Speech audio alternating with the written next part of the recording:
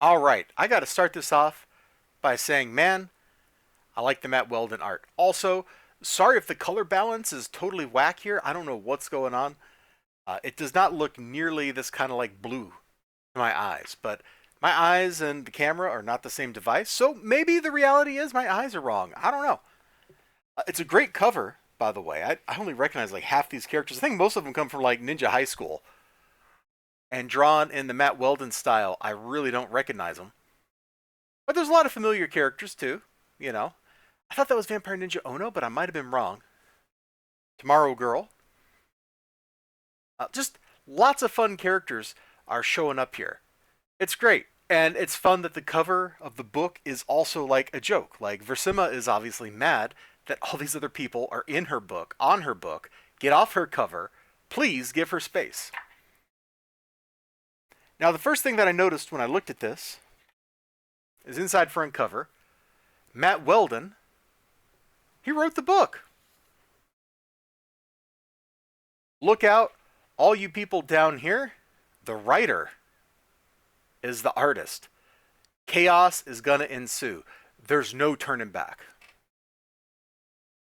Now, I have no idea what's going on in this book. Like, I don't know how this fits into the overall Punchline continuity because I don't remember the last issue. I don't know what that means. And, well, I also really like the title of this book too, the Intergrade Protocol, because it's all about a tardigrade. It's kind of fun once I made that connection. I'm like, oh yeah,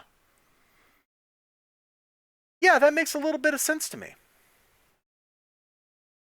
So I'm trying to remember. Like, I guess the last issue ended with Regina recruiting Versima to go deal with that thing.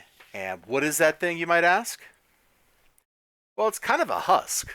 All right, we're not going to spend too much time there because we have some really grand visuals to get into. You know what? Let's just go to the next page. There it is. Giant tardigrade. Very blue. Very electric. And things just keep getting worse. So Versima gets shocked, and before you know it, we have a giant battle scene between all these characters, most of which are from Ninja High School. I don't know why he's showing up here, man. You already had your crossover issues. Get out of here. But he's here. All these cool characters. Oh, look, Common America.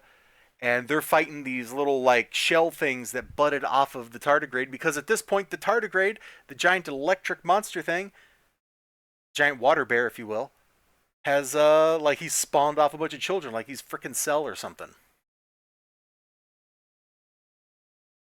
In terms of the dialogue and stuff, I don't know that it's really all that good. Like I'm going to be honest, Matt, I'm sorry, but the pages, the layout, the art, like this book is just a joy to look at. You know, the writing may not be great because like I'll be back. Hey, that's my line. Like it feels like we're just dropping character one-liners for characters I don't know. And then sometimes there's just a whole lot of text here that doesn't seem to have a lot of character to him. Like they keep talking about the last strip on the tardigrade. And if I go back to that picture of him when they're holding him up, hold on. You can kind of see what they're talking about. But I didn't see that at first. I didn't really notice that consciously. And I'm not sure anytime they're talking about that strip on the monster that it's shown on the monster. So that seems like kind of a wasted opportunity. Yeah, see here it's like showing up and you can't tell if it's glowing or not. So I don't really understand what we're supposed to do. Also seems kind of weird to have somebody with lightning powers shooting a giant electric monster and that being an effective attack. But I'll say this, I may not have thought the dialogue was spectacular, but the Matt Weldon art really was. Some of those really chaotic battle scenes, there's just so much to take in. I know I showed you that one 2-page spread and I left it there for like a minute or something, but believe me, you didn't see everything. I don't think I've seen everything that was put into those pages.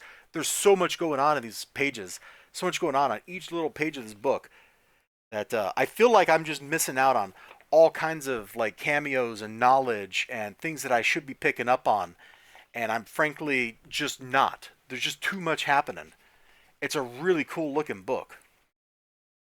Also, I got here back to the advertisement material, and some of this stuff looks kind of fun. I guess they're doing like a shared universe or something now. Also, Bill County Comic Con. Be sure to go next year. You might, in fact, see Dr. Elizibar PhD walking around with some Dr. Elizibar PhD swag that you you could be the proud owners of. Anyway, I liked Punchline. I don't know if this was like a spectacular book, but it was pretty solid. And I have basically no real complaints other than I wish the dialogue had a little more pop and life to it. But the dialogue is hard, man.